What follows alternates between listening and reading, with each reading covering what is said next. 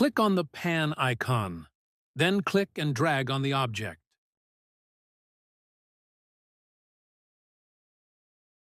Click on the Rotate tool icon, then click and drag on the object.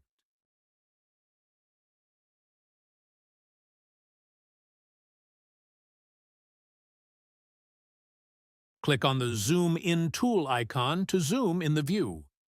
Click on the Zoom Out tool icon to zoom out the view.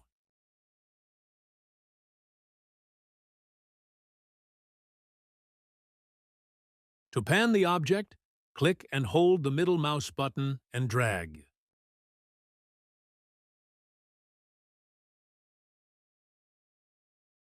To zoom in or out, hold the middle mouse button, then just click the left or right mouse button and drag.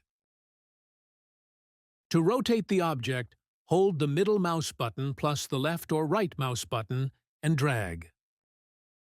To zoom the tree view, hold the Control key and scroll the mouse wheel.